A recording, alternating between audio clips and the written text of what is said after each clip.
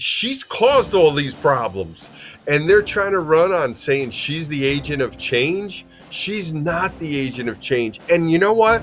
As bad as Joe Biden is as president, she's going to be even worse. Why is she going to be worse? Because she's even more radical than he is. Good Monday to you. I hope you had a great weekend. A lot to break down. It is day one of the DNCs, and Jim Mclaughlin, the president's pollster, is here with us to break down everything that we need to know going forward. Where is the race right now? What does Donald Trump need to be doing? And what are the effective messages against Kamala Harris? I want to get to all of that. Plus the states. What states are the most winnable? What are going to be the most problematic? I'm going to ask him all of that. It is day one of the DNC. Joe Biden speaking. Before I get to that, I just want to tell you guys one thing. You've heard me tell you before, I am getting older. So are you. Sorry to tell you that. As I get older, I like to stay active. I like to go running. I like to work out. But I have hip issues, knee issues. And the solution that I have found, aside from a lot of additional stretching, is these gravity Defyer shoes. They are unbelievable. These are the ones that I use for training, going to the gym. I have a separate pair that I actually use for running. It's more like jogging, but you get the point. It is unbelievable in terms of the support and the cushioning. They've got this Verso technology, unreal. It's the same stuff they put in trampolines, and you can tell right off the bat. It changes your routine, your ability to work out. I love going to the gym or walking in my gravity Defyer shoes. You can get a pair for yourself. Get $30 off an order of $150 if you go to gdefy.com. GDEFY. It's gravity Defyer, but gdefy.com. Enter code SPICER30 for $30 off your $150 order. Trust me, you will stick with this going forward. You will not find another brand of shoes after you have gravity Defyer shoes. gdefy.com. Check them out. You will not regret it. All right. Tonight is day one. Joe Biden is leaving the White House, headed to Chicago. He speaks at 10:45 tonight Eastern time. Oh my God, that's going to be painful to stay up and watch. We'll see how much he balances that with his love for Kamala and his hate of Donald Trump, but we'll see. We'll get there. Hillary Clinton speaking before him, as is Jill Biden. So this is going to be important. The Media Research Center, by the way, putting out a new poll showing that 84% of the coverage of Kamala Harris is positive. 89% is negative to Trump. I actually thought both of those numbers were off. More positive for her, more negative from her. Unbelievable. All right. I want to talk to you about where the Trump campaign is right now, because I think they're finally hitting their stride. Kamala rolls out this economic strategy on Friday. They have seized on this. And I want to show you the first ad that they played. It's just her at a rally talking about the cost of goods. And this is a reminder of their policies. Check it out. It's not very long, but it's on message. This is exactly what we've been talking about. A loaf of bread costs 50% more today than it did before the pandemic. Ground beef is up almost 50%. I'm Donald Trump, and I approve this message. That's her. Prices have gone up. Yeah, no kidding. And you're the vice president. Keep reminding people of this, folks. This is the unbelievable thing that we need to remember. This is all her. And speaking of that, I just need to real quick tell you that as much as she's complaining about the prices of stuff, that gives a lot of us issues, right? Gut issues. You're not alone, but you probably have different gut issues. Right now, 70 to 80% of us have a issue in our gut. It is unbelievable that so many Americans deal with unhealthy gut, different stomach issues than what Kamala Harris is going through. But you get the point. Gas, bloating, constipation, indigestion probably sounds familiar to so many of you. But I want to tell you about something that I've been taking. I did a show with Tina Anderson probably a couple weeks ago. Unbelievable that I've been trying this new product that they have. There's Just Calm that comes from the Just Thrive folks, as well as probiotics. And they have both gummies and a pill. Now, the thing about the probiotic that I love, and I just started switching over to the gummy probiotic. Did you know this? Because I didn't. 99% of probiotics don't actually make it from our stomach to our intestine. Unbelievable. They don't actually do what they're supposed to because they don't get to where they're going. Just Thrive actually has 1,000 times more potency than any of these other ones. It's unbelievable. And more clinical research to back it up. It is unbelievable what it does. And it supports a healthy immune system, manages weight, skin, mood. So many things come from a healthy gut. And having the right probiotic makes the biggest difference. For a limited time, you can try both the probiotic or Just Calm and save 20% on your first time order. Just head to justthrive.com, justthrivehealth.com, justthrivehealth.com, and use promo code SPICER. Trust me, it makes a world of difference using the right things in your lifestyle. All right. As I said, she rolls out this economic agenda. It is unbelievable. It gets panned by everybody. Trump taking the bait right away, going up with this thing. But here's the difference. I think that we have to make a bigger case on what a communist and a socialist she is, right? I'm going to play for you how she talks about economics. This is her in her own words. How you measure the return on investment. When you are strengthening neighborhoods, strengthening communities, and in particular the economy of those communities, and investing in a broad-based economy, everybody benefits, and it pays for itself. All right, now I want to show you what she thinks about patents. I will snatch their patent so that we will take over. And yes, we can do that. Yes, we can do that. Yes, we can do that. It's the question is, do you have the will to do it? I have the will to do it. All right, are we seeing a theme? Government, government, government. But it gets worse. Because here's what she said about her time when she was in California. Remember, she was the DA and the Attorney General. Listen to the power that she clings to there. What I have as a prosecutor is that with a swipe of my pen, I can charge someone with a misdemeanor, the lowest level offense possible. And by virtue of that swipe of my pen, you will have to go to a courthouse and stand in line. You will have to come out of pocket and hire an attorney. You may get arrested for a few hours. You will be embarrassed in your community. You will miss time from coming onto the Google campus. All because with the swipe of my pen, I've charged you with a crime, which I may choose to dismiss 2 weeks later. It's an incredible amount of power. The power of my pen. I can just screw with you. I can make your life hell. Think about this. I can arrest you. I can screw with your life criminally. I'll take away your patents. And I'm going to talk about price controls. This is someone that we should truly be worried about. But then this is what the media shows us. Here she is. If you're not from Mid-Atlantic or the East Coast, you might not know, but in the Pennsylvania Mid-Atlantic area, there's Wawas and Sheetz, convenience gas stores. And they're kind of like you're either a Sheetz person or a Wawa person. Well, she shows up at a Sheetz gas station in Pennsylvania because she's hip and cool. She's with Tim Waltz and her husband, Doug. And they're just like us. They go into gas stations and they look for Doritos. Here she is with husband, Doug. Doritos.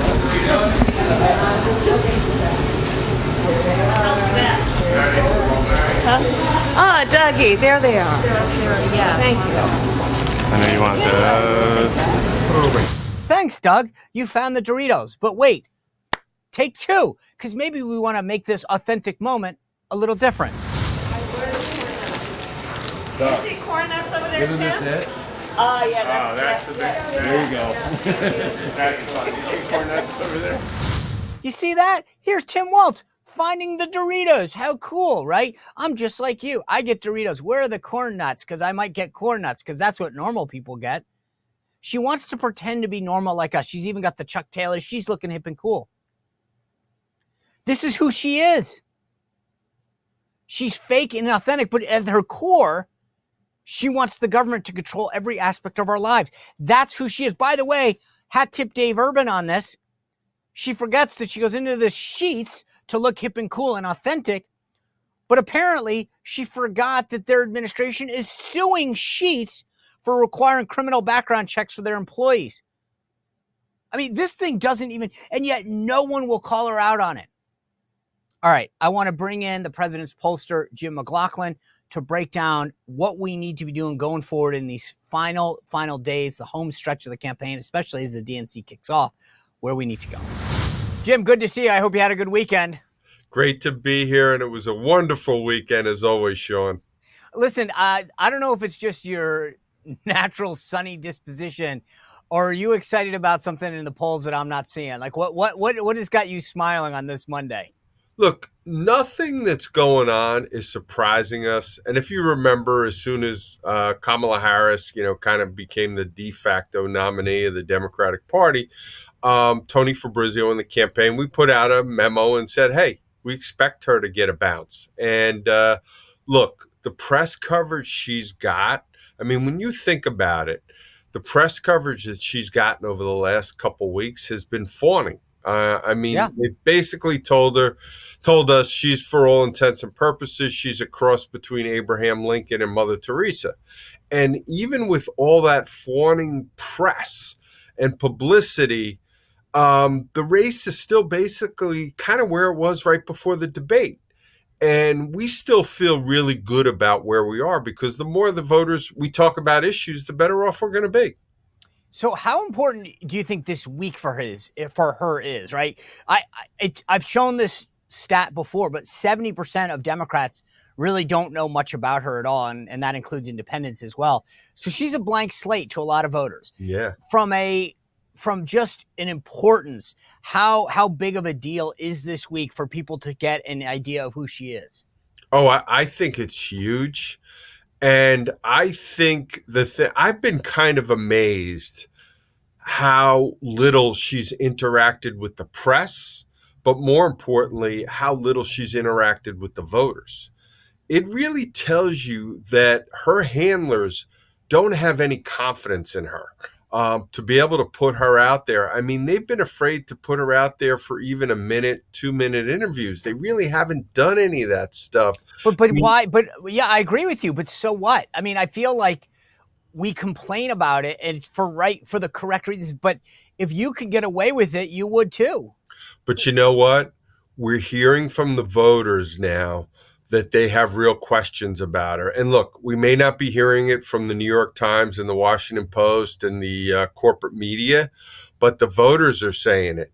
And they have real reservations about it. And one of the things the Trump campaign is going to be doing over the next week or so is they're going to be really defining her and saying, look, it's pretty amazing, because the one policy position where she basically came out with last week was she wants to do price controls. Right. He's getting attacked even by the New York Times and the Washington Post on that, because every time this has been tried, whether it's in foreign countries or whether. But let me ask you, okay, as a pollster, I'm intrigued by your take on this, because I agree with you. I watched the Washington Post and Jason Furman, Obama's guy, I talked about this a minute ago, pan this, right? You're absolutely right. But as a pollster, walk me through this, because she's trying to tap into something. People thinking that corporations are bad and that they're gouging people and the prices are up. She's not telling them, hey, guess what? It's sort of like, remember those Biden stickers on gas pumps where they said, I did that. Yeah. Right. Like, she's trying to have it both ways, which is our policies caused inflation, which is why you're paying more money. And then I'm going to tell you about price gouging because they've raised prices because of us. So, but do people, where's that line between the informed person that says, oh, I get it, she did that, versus people saying, wow, look she's trying to stop the price gouging that they caused that really doesn't exist. Yeah. She's literally like the arsonist who's trying to take credit afterwards for putting out the fire, because that she started. Yep. The American people get it, that it was the policies of Kamala Harris and Joe Biden that caused the inflation. And if you look at that CBS poll that just came out, 98% of voters, you don't see 98% numbers in polls, are saying that inflation is going to be a factor in their vote. And what they found in their survey was that by a 62 to 38 margin, it was, literally by like a 24-point margin, they think Donald Trump is going to be better at fighting inflation than Kamala Harris. So what's she trying to do? She's trying to distance herself from Bidenomics, which she said Bidenomics was great and all that other kind of stuff. And she's desperate. So she came out for these wage and price controls, which at the end of the day makes things worse. Just think about it. Where do you have some of the most expensive housing in America? You have it in places like New York City, and then you have it in San Francisco, LA. New York City, what are they known for? They're known for basically this rent stabilization and whatnot, where they try to fix the pricing. And what happens? It leads to shortages in housing. It leads to some of the most expensive housing in the country. And she's talking about giving folks $25,000 to buy a new home. That's going to just raise the price of housing everywhere. It's literally going to raise the cost of housing $25,000. Well, plus, I mean, the interest rates with the, okay, I get all that. On its face, if you took a blindfolded people and said, here's two candidates. One of them, here's their record. Here's what they did when they were in office. Here's the result of that record, right? Lower prices, lower inflation, whatever. Here's option two. I think it would be 90-10, if not 95-5. Yeah. Okay. And to your point, people are, as the more they know about her, the more. But that's why. Then the basic question that people would reasonably ask after this demonstration is, then why isn't it more? Why is it so close? Why isn't Donald Trump up by 15 or 20? Because I think any logical person, if they care about issues like that, would say, I can't be with her. I can't afford her. Yep. And look, it's what I always tell people. This is the United States of America. We almost always have close presidential elections. Because think about it. When Donald Trump won in 2016, basically he won by about 75,000 votes in 3 states. And if you look at the 2020 election, Joe Biden won by less than 44,000 votes in Wisconsin, Arizona, and Georgia. So that's what we tend to have, close elections. But I will tell you, one of the dynamics we're seeing in the polling, similar to 2016, was when you look at these voters, and there's not a lot of them, but when you look at these persuadable voters and you look at these undecided voters, what do they tell you? They tell you overwhelmingly they think the country is off on the wrong track. They tell you overwhelmingly Joe Biden and Kamala Harris, they disapprove of the job that they're doing, and they think that Donald Trump is significantly better on the issues that they care about most, like inflation, the economy, immigration, and crime. So I think what you're going to see here is, they're going to get their little bounce, and who knows what kind of bounce they might get out of the convention. But I think as once we get after Labor Day, the more they focus on the issues that they care about, I think the better off it's going to be for Donald Trump and the Republicans. And you think about all this publicity and all this fawning she's gotten over the last month or so, you might look at it and say it's kind of amazing that she hasn't gotten a bigger bounce. But the reason why she hasn't is because she's failed as the vice president. All right, I hate to interrupt this conversation, but just as I interrupted this conversation, our lives can get interrupted by a natural disaster, a hit on the power grid. We could be out of power for days, weeks, potentially even months. And the big question is, are you ready? You don't ever want to have something like this happen in your life and regret it. That's why I have a Patriot Power Generator 2000X in my house. It runs on free solar panels that come with it. You never have to worry about gas. Is the gas station open? Will it be open? Will it take credit cards? What about the fumes? What about the noise? The Patriot Power Generator, as I said, comes with these free solar panels. You can bring it in your house, completely portable. You can bring it to a friend's house, a neighbor's house, and it runs for hours, taking care of the most important things in your life, your refrigerator, your tablet, your computers, medical devices. The Patriot Power Generator takes care of everything and gives you peace of mind. Trust me when I tell you that you want to have one of these in your home to be ready during in a time of emergency. Go to 4patriots.com/Spicer to be ready. 4patriots.com/Spicer. Let's get back to that conversation.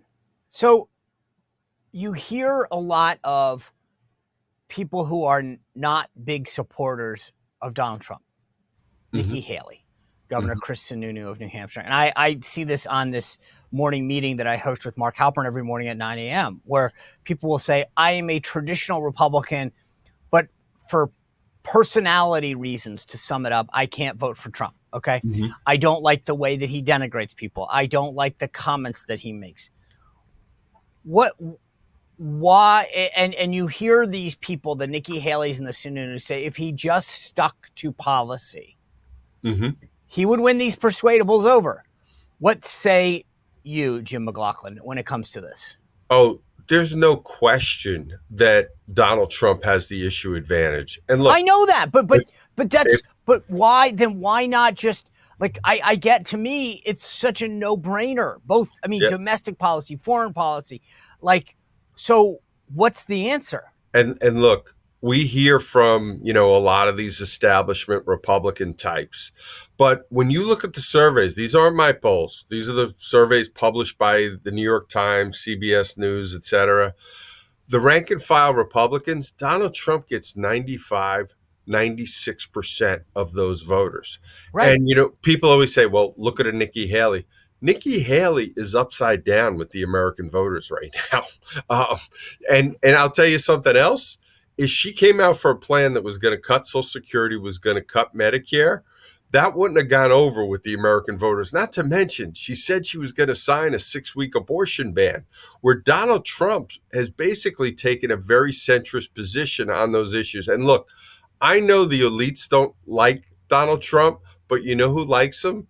The working class, the forgotten middle class in America. That's who likes Donald Trump. Right. So here's my question. I'm with you. I say this all the time. The reason people like him is because he isn't a politician. He's not sitting around saying, okay, Jim Mclaughlin, tell me what to say, and I'll repeat that line out of, I mean, my God, I have a feeling that most pollsters would have a conniption if they watched a Trump rally. They'd be like, who told him to say this crap? He says things, and people who even don't like him just appreciate the fact that he's not scripted. Okay, I get that. And that's what I think is attractive and wins him over to people, is that he not just says things, but as I try to people, he does things. When I watched him with the Paris Climate Accord, I watched him with NAFTA, I watched him with the Iran nuclear deal, the easy answer, the moving the embassy to Jerusalem, right? It was from Jerusalem. It was to and from. It's a Monday.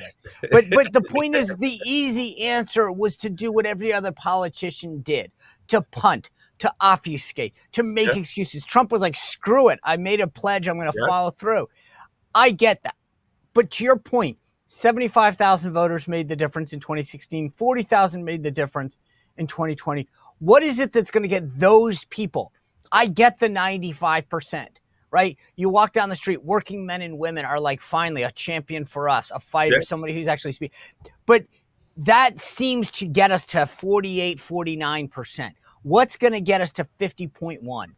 That they think he's going to be a significantly better president than Kamala Harris. And why is he going to be better than Kamala Harris? Because first of all, she's a California radical.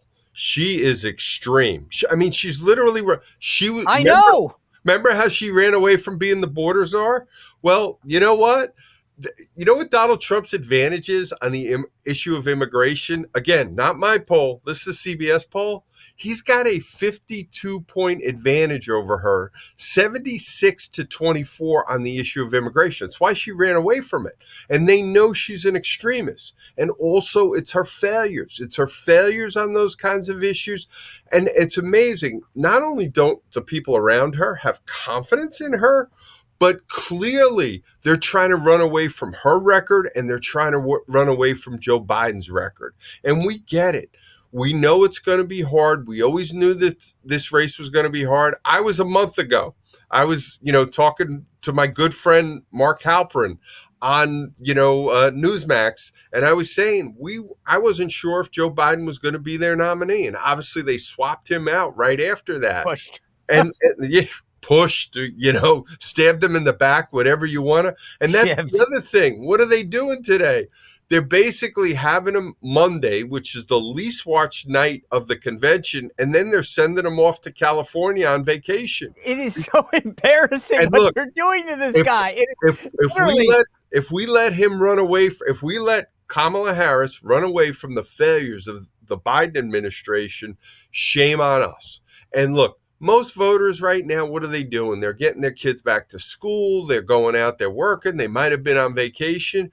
They're going to start paying attention to this race after Labor Day.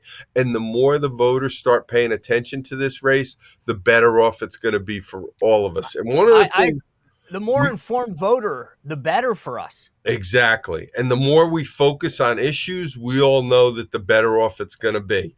And look, they're trying to run on saying, look, she's caused all these problems, and they're trying to run on saying she's the agent of change. She's not the agent of change. And you know what? As bad as Joe Biden is as president, she's going to be even worse. Why is she going to be worse? Because she's even more radical than he is. So I sent this tweet out, I think it was Friday. She's talking about all these things that she's going to do day one. And I was just like, you do remember, I tweeted back at her and I said, hey, remember at Kamala Harris, like, you're the vice president right now. You can do all this stuff. And some knucklehead, sends back and says, name me a vice president that has this kind of, authority. And I'm like, wait a second. You can't have it both ways. You can't claim that you're that you're a partner to the president, but then run away from all of the policies and the current results. It's amazing. They want all the credit when it suits them and none of the blame when, it's theirs. It's amazing to me. I've never seen a campaign get away with the crap that they get away with. And you know what? One of the things I was just looking at before this was Michael Smerconish, who, has some independence to him, is on CNN. He just supposedly went off about her lack of being available and being accessible to the news media. And look, it's like I always say, unfortunately, the mainstream media has become nothing more than a left-wing blog, and they're a bunch of political activists. We need to get this presidential race back to being about the two P's, peace and prosperity. Because your point, Sean, that you just made, look, she was trying to tell us she was the border czar. She's basically never been to the border. I know she went there once, and, she went about 50 miles away. She went to. But I haven't been to Europe. Yeah, exactly. Which is bizarre. And look, you're going to be the border czar, and we have people telling us, oh, well, there's not that many illegals coming into the country now and all this other kind of stuff. Look, we don't even know how many illegals have gotten into this country. What we do know is it's been about 100 terrorists that have actually gotten across the border. And who knows what else? When you've got anywhere from 30 to 50,000 folks have come in from communist China. And Sean, as you well know, and your watchers know, you don't get in and out of communist China unless Xi Jinping says it's okay to get in and out of China. So some really bad things have happened here. And I think the American people understand that, and they know that Donald Trump can fix it. And as long as this election is about those two P's of peace and prosperity, we're going to be able to get Donald Trump back in the White House here. I agree. And that's the key, though. That's the thing, is it's how do we stay focused on that?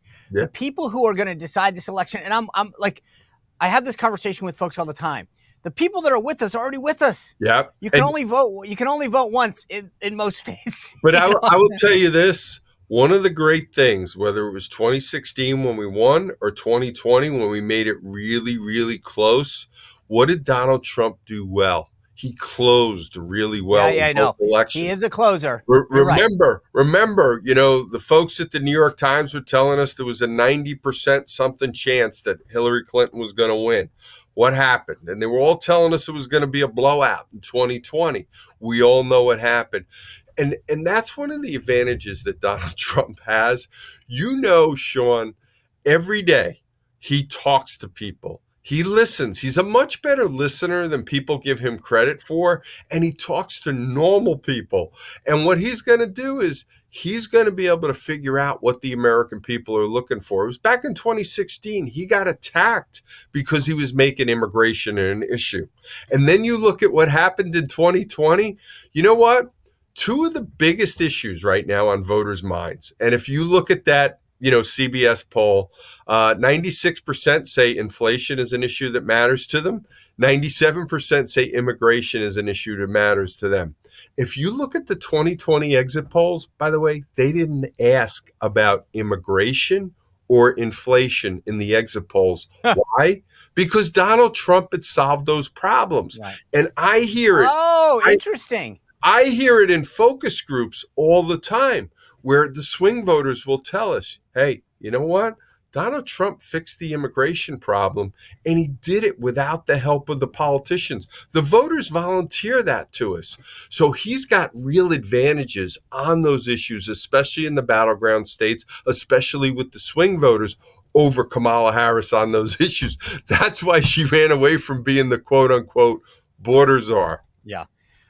So today, Trump is in New York. J.D. Vance is in Pennsylvania. They're both talking economics. Rick Scott, the senator from Florida, and Ron Johnson. Ron Johnson, senator from Wisconsin, are doing an event at the Trump Hotel in Chicago, all trying to bracket the DNC to get their message out. What could Trump do this week that would be a game changer in terms of trying to reclaim the narrative or disrupt their narrative? Look, and you think about it, that's what he's going to do. He's going to be talking about issues today. He's talking. But what could he do? I think he should go to the border. Get a ton of people all show up at the border. I mean, to your point, immigration plays hard. And no, great minds think alike, Sean. I believe the President Trump, is going to be going to the border on Thursday. I'm not positive about that, but I'm pretty sure he's going to be going to the border on Thursday, as the Democratic convention is being locked down. I think he's going to North Carolina with J.D. Vance on Wednesday to talk about national security. And I think on Tuesday, he's going to be going to Michigan to talk about crime. And I've been amazed too, again, thinking about the media, and this is what the Democrats want. We've had headlines that, we basically have inflation. It's down to around 3%, give or take. And they're saying inflation's over. There's no more inflation problem. And I'm telling you, that's going to be a huge mistake for the Democrats. When I do focus groups and I'm telling swing voters and I'm saying, hey, you know what? It's gone up about 20% since Joe Biden and Kamala Harris took office. The swing voters yell at me. They say it's way higher than that. They don't believe we have 3% inflation right now because you know what?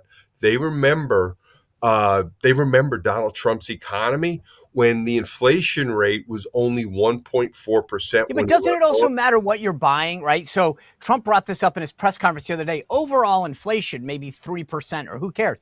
But if the things that I buy are at 5, 6, 9%, and frankly, I don't look at inflation the way the government does in terms of statistics. When I walk into the supermarket and I look at a gallon of milk, I go, wait a second, this used to cost this. This is what it, right? It's a sticker shock issue. So you never stop, at least I don't.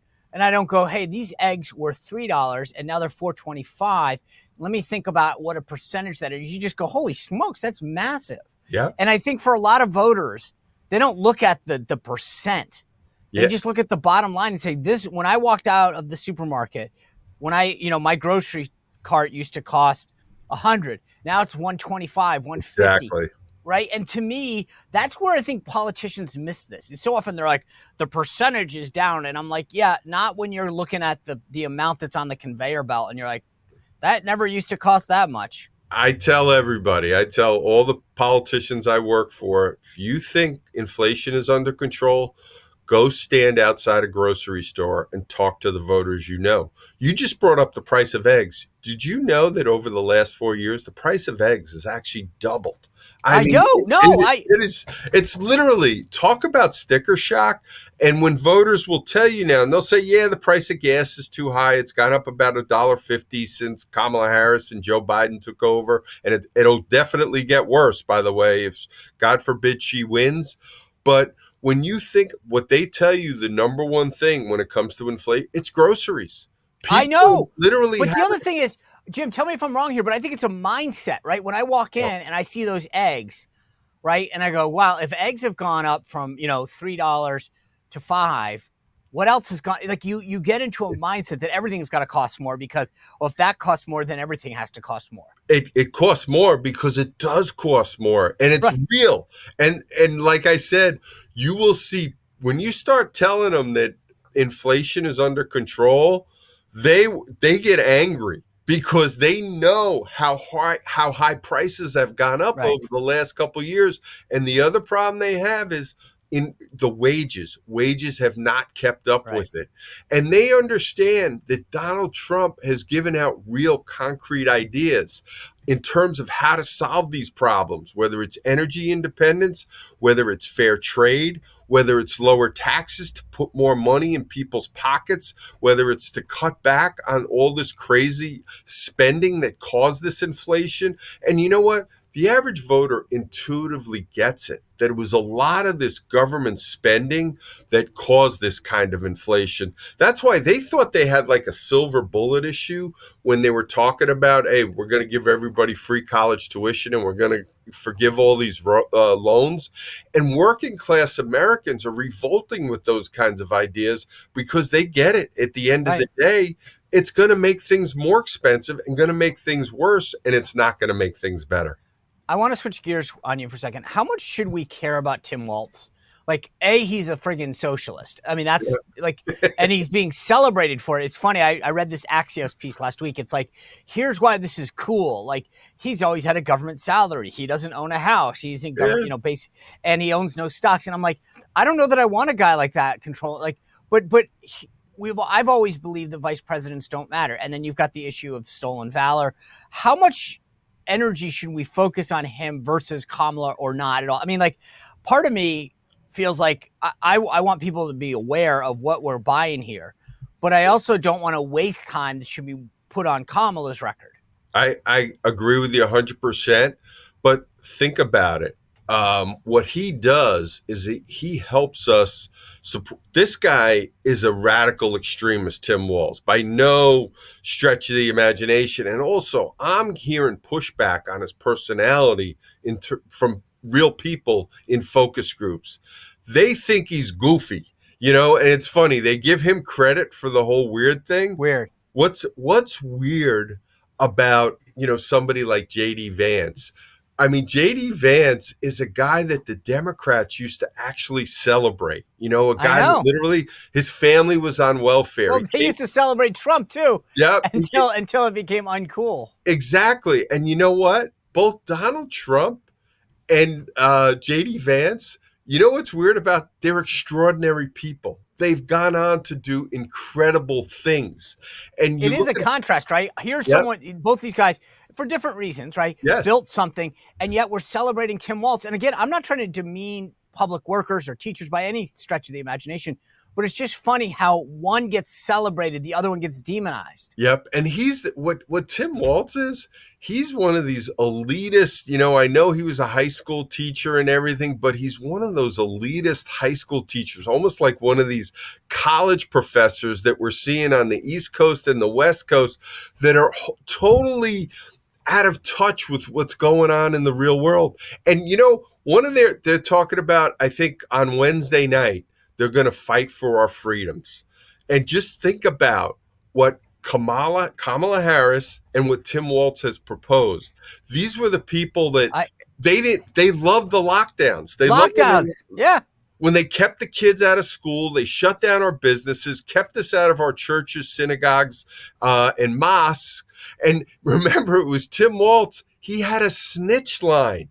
I mean, talk about creepy big I get it. I mean, it's it is so ironic that these guys, same thing though, they want to talk about rebuilding the middle class and like keeping the country prosperous, and yet price controls. I truly believe, I think the problem I have is that socialism and communism don't have the same negative connotation they did. Jim, I do want to get to states real quick. It's something that I've focused the last couple of weeks on, this path to 270, right? You mentioned before how close the last two elections have been. 7 battleground states, pretty much. I mean, some people say 6, some people say 7. I'm a 7 guy. I showed people last week how close this thing can get. Yeah. Donald Trump could win with 300. He could win with 269 and it get thrown to the House as a tie. Yeah. What do we need to think about in terms of what states, if you had to rank the states, look, where would you put, what do you think that the Trump path looks best in right now? Look, I think Donald Trump is going to win both Georgia and North Carolina. And the interesting thing is about Georgia and North Carolina to some extent, even with Kamala Harris at the top of the ticket, we're still seeing Donald Trump get between 15 to 20% of the black vote. And he's doing especially well among black men. And then you take a look, you go to the Sun Belt states, you go to Nevada and you go to Arizona. And there's some little differences in terms of the issues there. But again, Donald Trump is doing... Rank Arizona and Nevada for me. Who goes first? I would say that Donald Trump is going to win both states I think he's going to win it somewhat decisively because he's holding on to those Hispanic voters. And again, doing very well there. And what's happened is Nevada has been hit really bad in terms of the inflation. I mean, inflation, right. Cost of housing under Biden and Harris has just been a disaster. Gas is through the roof there. And again, that's one of the issues that these Hispanic voters are focusing on. And immigration has just been a disaster, obviously, down in Arizona. And I'm telling you. So let me ask you about Nevada, though. Robert Cahaly was on the other day, and he said he always gets nervous about Nevada because it always looks, it's like Lucy with the football and Charlie Brown. Oh, we get really excited about it. Those are my words, not his. Yeah. But we get really positive, and then the unions come out and screw us. Yeah. I get why Trump did the whole tip thing, but there's a reason that Kamala Harris copied him. She knew that would resonate, and we can call BS on that. But the bottom line is, she did it for a reason. It was like checkmate, right? Yeah. So, are you worried about? I'm with you. I actually was really bullish on Nevada until Cahaly sort of walked me back and said, he goes, I just get really nervous about that one. Look, and you're right. The unions come out in full force, but I'm telling you, the rank and file union members, they support Donald Trump. I know. And it's very simple. And why do they support Donald Trump? Because they had more money in their pockets when Donald Trump was president. They can make that easy contrast from when Donald Trump was president. It's one of the major reasons I tell people why we've had the comeback and the resurrection of Donald Trump. The first reason for his success electorally is because his stuff worked. The economy worked, national security worked, immigration worked. He was tough on crime, and that's why we're going to get those middle-class voters in a place like Nevada. And look, and he's right. We can't take anything for granted there, but I'm telling you, those union types, those union workers, they're way more. We're seeing this all the time. We're seeing it with union workers in Michigan. We're seeing it with hotel and restaurant workers out in Nevada, where the rank and file, even though their union bosses are with Kamala Harris, they're going to come out and vote for Donald Trump here. All right, so let's talk blue wall for a second, right? Michigan, Wisconsin, and Pennsylvania. If Trump wins the states that you said and picks off any blue wall, it's over. Yeah, it's an amazing night for him. I keep playing a little game with each one, and we'll do the path to 270 again soon. But there are days in which I think, because of what you said, the Muslim vote, the Arab vote being pissed off and maybe sitting on their hands, especially college students in Ann Arbor up at University of Michigan being pissed off. They might not vote depending on what goes on with Gaza. Plus the union workers. There's days in which I feel bullish on Michigan and its 15 electoral votes. Then there's days I feel really bullish about Pennsylvania. But I think about Wisconsin and Ron Johnson just crushing it there last cycle. Yep. So give me, where do you, let's play the game again. Rank for me the blue wall. Where are the cracks? Look, I think Pennsylvania and Wisconsin, I think all three of those blue wall states of Wisconsin, Michigan, and Pennsylvania are all very winnable for Donald Trump. Very winnable. But if you had to put $100 for one to go, which is the first one? Pennsylvania. No, so you're going, Pennsylvania is going first of the three. Yeah, and the reason why I think that is because what's happened is they know she wanted to get rid of fracking. They know they've gotten killed with the inflation, and the other issue, which is really, really important in Pennsylvania, is the issue of crime. They know things have gotten out of control in places like Philadelphia and in places like Pittsburgh. J.D. Vance is going to be at a business today in Philadelphia. And, you saw the turnout when Donald Trump did that event in South Jersey. That was a lot of people coming over from Pennsylvania. He had over 100,000 people at that event. And so if you said Pennsylvania first, and then what? What's the second? And then I think then I think the next one is Wisconsin. And I always tell folks about Wisconsin. It is a much better state for Republicans. It's no way is it part of the quote unquote blue wall anymore. We look at the successes that Ron Johnson had. We look at the successes that Scott Walker had there. And I always say, you know, there was a poll out not too long ago. They had Wisconsin where President Trump was losing. And I remember getting the call from him back in 2016, where remember right before the election, they had us down by 17 points in Wisconsin. And he called us. He called me and he said, "What's wrong with the poll?" I said, "Wisconsin is basically a third. And what I mean by that, it's a third Republican, it's a third Democrat, and it's a third independent. And when you get these surveys back where, you know, the Democrats outnumber Republicans by about 5 or 6 points, and they have like 40% of the voters are independent. That means they're getting a lot of non-voters in there that tend to lean left.